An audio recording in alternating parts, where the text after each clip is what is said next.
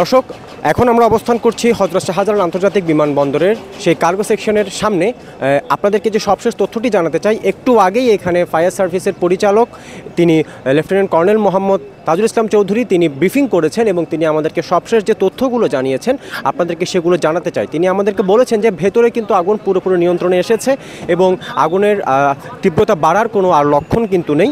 এবং তো এরপরও কিন্তু ফায়ার সার্ভিসের প্রায় 4টি ইউনিট এখানে থাকবে। যদি কোনো সমস্যার সৃষ্টি হয় বা যদি কোনো ঘটনা ঘটার সম্ভাবনা থাকে, সেই কারণে এখানে তারা অবস্থান করবে। এবং ভেতরে তিনি আমাদেরকে জানিয়েছেন যা যা পণ্য ছিল প্রায় অধিকাংশই কিন্তু পুড়ে গিয়েছে এবং কোনোটি কিন্তু রক্ষা করা যায়নি। এবং এই ঘটনার তদন্তের জন্য একটি তদন্ত কমিটি গঠন করা হয়েছে, একটি দল গঠন করা হয়েছে। সুষ্ঠু তদন্তের পরে কিন্তু জানা যাবে যে কীভাবে আগুনটি লেগেছে। এবং তাকে প্রশ্ন করা হয়েছিল যে গতকালকে আমরা যেমনটি জেনেছিলাম ফায়ার সার্ভিসের কর্মীরা এখানে কাজ করতে যখন এসেছিলেন তারা বাধাপ্রাপ্ত হয়েছেন, কিন্তু তিনি আমাদেরকে যেটি জানিয়েছেন যে তারা কোনো বাধাপ্রাপ্ত হননি এবং তারা সুষ্ঠুভাবে এখানে কাজের সুযোগ পেয়েছেন।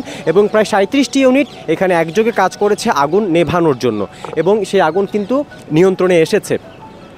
এছাড়াও তিনি এখানে অন্যান্য যারা কাজ করেছে ফায়ার সার্ভিসের পাশাপাশি সেনাবাহিনী, আনসার, নৌবাহিনী, বিমান বাহিনী সকলকে ধন্যবাদ জ্ঞাপন করেছেন এবং তিনি আশ্বস্ত করেছেন যে আগুন কিন্তু আর বাড়ার কোনো লক্ষণ নেই এবং ভেতরে আগুন সম্পূর্ণ একটি নেভানো গিয়েছে। এবং তাকে প্রশ্ন করা হয়েছিল, তিনি বলেছিলেন যে ভবনটিতে আগুন লেগেছে সেই ভবনটি কিন্তু বিপদসীমার মধ্যে রয়েছে, কারণ ভেতরে কিন্তু যেহেতু ভয়াবহ অগ্নিকাণ্ড হয়েছে সেই কারণে ভবনটি কিন্তু একটু ঝুঁকিপূর্ণ অবস্থানে রয়েছে। এবং ভেতরে যেহেতু বিভিন্ন রাসায়নিক দ্রব্য ছিল, সেই দ্রব্যগুলো যেহেতু জ্বলেছে সেই কারণে ভেতরে এখনও কিন্তু কিছু মৃদু ধোঁয়া এখনও আছে এবং বাতাসে কিন্তু ধোঁয়ার গন্ধ আমরা দেখতে পাচ্ছি, সেই ঘ্রাণটি আমরা দেখতে পাচ্ছি। এছাড়াও ভেতরে কিন্তু এখনও উদ্ধার কাজ, পণ্য সামগ্রী যেগুলো পড়েছে সেগুলো উদ্ধার কাজ চলছে এবং যারা ক্ষতিগ্রস্ত হয়েছে তাদের সাথে কথা বলার বা তাদের ক্ষতিপূরণের ব্যাপারে কিন্তু কথা বলা হবে বলে তিনি জানিয়েছেন।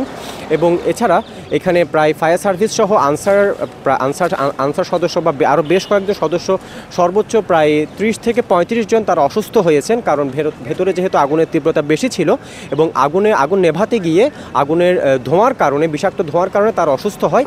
তবে কোনো হতাহতের বা বড় ধরনের কোনো দুর্ঘটনা ঘটেনি।